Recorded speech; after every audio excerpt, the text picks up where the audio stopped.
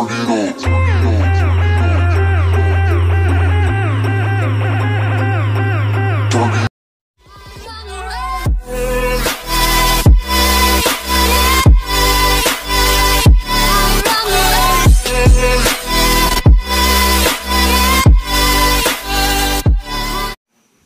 hello po mga karayda, good day. So meron po tayong dumating na item na worth 46 pesos only mga karayda. Ayan. So i-install natin to siya sa ating Smash.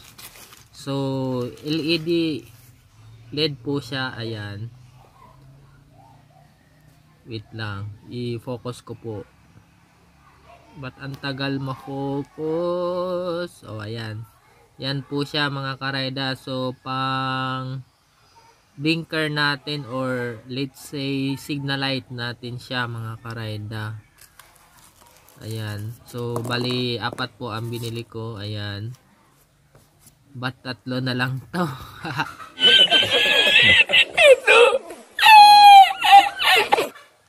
Oo. In-install ko pala yung isa mga karayda sa ating Smash. So, ayan. So, naka bulb type po ang stock ng ating Smash mga karayda. So, ang pinalit natin is naka LED na tayo pero naka glass pa rin siya mga karayda. LED na glass type mga karayda. So, nabili ko lang siya sa halagang 9 pesos mga karayda. So, testingin natin. So, yan po ang stock na light mga karayda. So, malinaw kahit sa malayo mga karayda. Ayan. So, goods na rin naman ang stock. Pero, itratry natin maggumamit ng iba mga karayda. So, ayan. Malinaw din siya sa malayo mga karayda. Klarong klaro kasi white siya mga karayda. Ayan. Nasisilaw ako mga karayda kasi napaka bright ng kanyang color mga karayda. So i-install na natin to mga karayda para matry natin.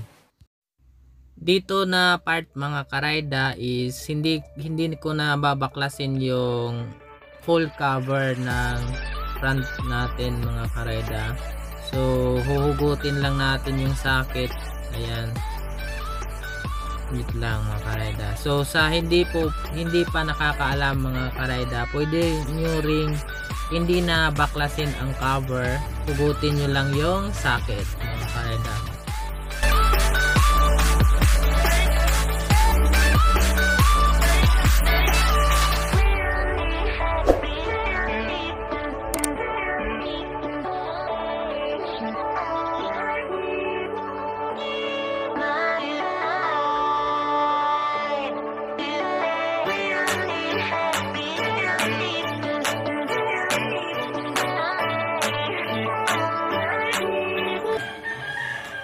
Ayan mga karayda. So nahugot na natin yung socket mga karayda. Ayan. Wait lang.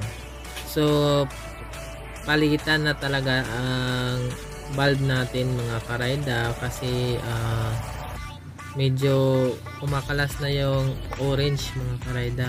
Ayan. So papalitan na natin siya mga karayda. Wait lang. So ayan. Ayan, kumakalas na yung color niya mga karayda. Kaya papalitan na natin mga karayda.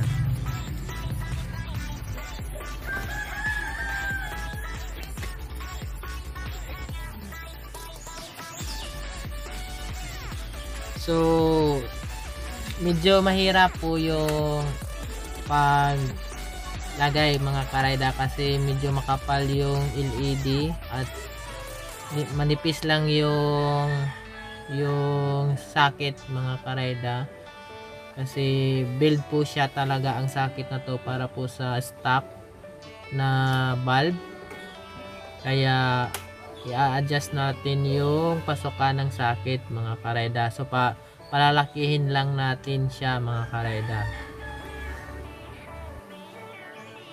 So ayan, kutsara na po ang ginamit natin kasi nawala yung screwdriver.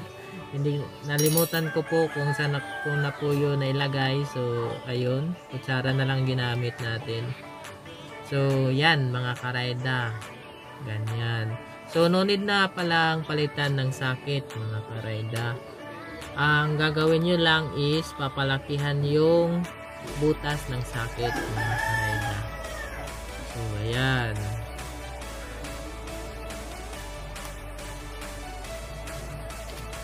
So ibabalik na natin yung socket mga karayda. Ayan.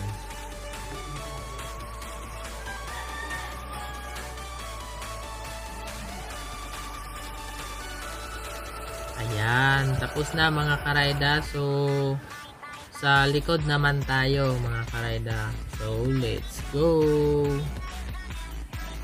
Dito mga karayda, so kung ano ang ginawa natin sa front, so same procedure lang din dito sa likod. So ipa-fast forward natin with music mga karayda para hindi po kayo maburingan at saka mas exciting po ang pag-i-install natin. So let's go.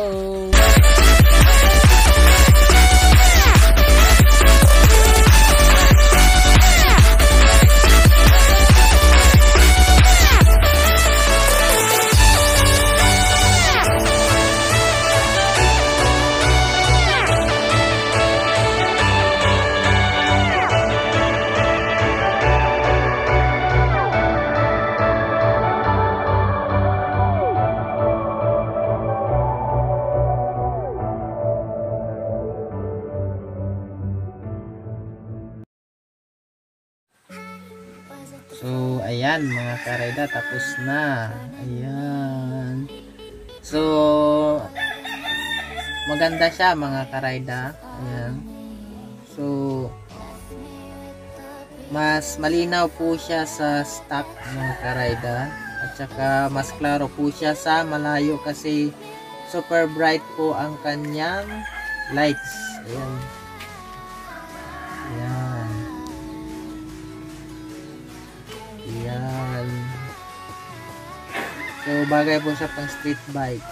Meanwhile, so merong mali po pala or kunting problema mga karayda. Medyo may nag-iba. So hindi ko talaga siya recommend na pang daily mga karayda. Kasi wait lang. So ito po yung problema mga karayda. So kahit saan po kayo mag-turn, turn left or turn right, so hazard lang talaga siya mga karayda. Ayan. So sayang mga karayda, ang ganda pa naman. oh God! Oh God! So ganyan din dito sa likod mga karayda. Ayan. So kung mag-i-install kayo nito is kailangan nyo talaga siyang i-wirings mga karayda. Ayan. So meron na tayong hazard din. Ayan. Hindi na siya nag-blink.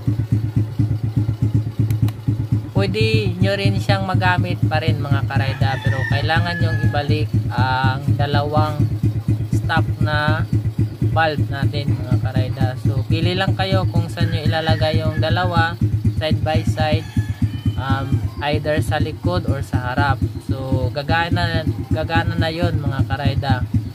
So ayan, sayang mga karayda.